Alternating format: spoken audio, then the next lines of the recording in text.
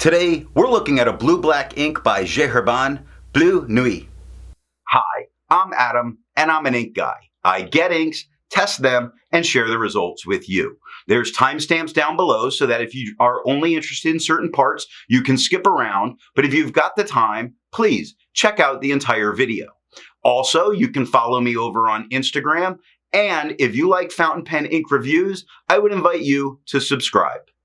In order to make sure I have a range of experience with this ink, I do the writing samples. I then put the ink into this Duke 209 with a Fude nib. I used it for a day, and then I used it to take the notes for this video. For the first writing sample, I always use Clairfontaine, Tomoe River, and Rhodia paper. There is an additional writing sample that'll happen later in the video. Now, let's look at the writing sample.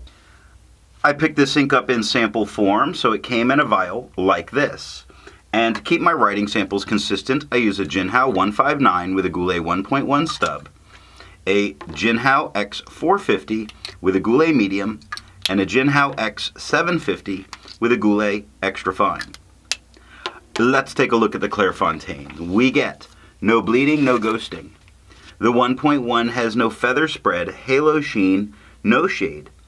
The extra fine has is a bit lighter than the stub with no feather spread, halo sheen. There is some shading. It's very subtle in what's going on. You see it in over where it goes light to dark, or jumps, starts light, gets dark. So it is there, 10 seconds to dry.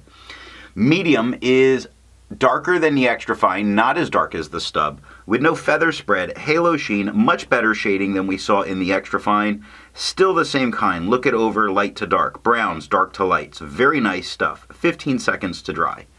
The scrubby for both show us some color variation far left to far right, much harder to see on camera, but that is the peppering of color we see in the writing. Tomoe River. No bleeding, normal Tomoe River ghosting. The 1.1 has no feather spread, halo sheen, no shade. Extra fine is a little lighter than the stub with no feather spread, halo sheen, no shade, 16 seconds to dry. Medium is just a little bit lighter than the extra fine with no feather spread, halo sheen, no shade, and 23 seconds to dry. The scrubby for both show no color variation, and we're not getting it. And Rhodia. No bleeding, no ghosting. The 1.1, no feather spread, halo sheen, or shade. The extra fine is lighter than the stub with no feather spread, halo sheen, very nice shading, peppering of shading all over. It's very pleasant to look at. 12 seconds to dry. Medium is slightly lighter than the extra fine with no feather spread, halo sheen. That peppering of shading is much more obvious here. 17 seconds to dry. The scrubby for both left to right show plenty of color variation, and that is what we're seeing in the writing. I agree with Vita. I've learned a lot by doing multiple chromatographies. The one on the left is done the way it's supposed to be done. I put a line of ink down and immediately put it into water for 10 to 15 seconds. And we see a very noticeable gray on the bottom that's really staying there. And as it pushes up, we see a very light purple and a bright blue across the top. The one on the right, I let dry for 10 minutes before I dunk it into water. And that gray is very there and not budging on that line. It's really bonded with that paper with only 10 minutes. Now we do see that light purple that's pushed up. It's a very light purple and a very bright blue. So I expect that gray to be a bit of a hang-around color. Resistance tests are done to see how well this ink can be expected to perform on the page, and more importantly, how hard it might be to clean from your pen. I let the smear dry for 3 days before testing it. Looking at the highlighter, I would not use this in a note-taking situation because of the blowout in a lowercase h. Now, water is lifting some ink, not a lot of it. It's not doing a lot. Pen flush is doing a little bit more, and it's really starting to get down to that gray layer that we saw in chromatography, but it's really not getting it out of here. I did need to use pen flush to get this out of my pen, which really surprised me from Herbin to need to use a pen flush at all. The 1/3 bleach solution that I did not need to use does completely remove it from the page. For the inks I've tested, I have found an average viscosity of 2.5, with the realm of normal being from 2.1 to 2.9. Now I'm going to link a video where I show how I test it and how I calculate the data. Herbin's Bleu Nuit has a viscosity of 1.48, making this a very wet ink. For the inks I've tested, I have found an average dry time of 17 seconds, with a realm of normal being from 13 to 21 seconds. I find this by using my writing samples that were done on Clairfontaine, Tomoe River, and Rhodia paper. Herbin Bleu Nuit has an average dry time of 16 seconds, so despite it being very wet, its dry time is normal. Instead of finding inks that look like Herbin Bleu Nuit, I would prefer to find an ink that complements its color on the page. I went for a nice red and chose Diamine Scarlet.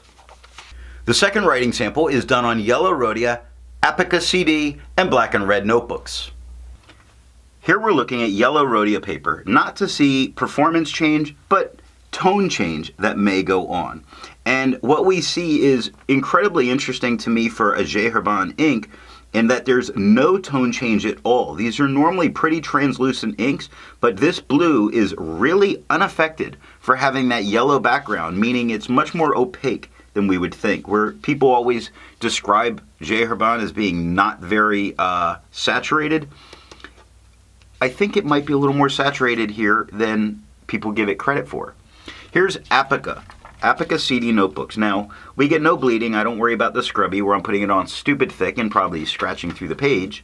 And we get no ghosting. The 1.1 has no feather spread, halo sheen, and no shade.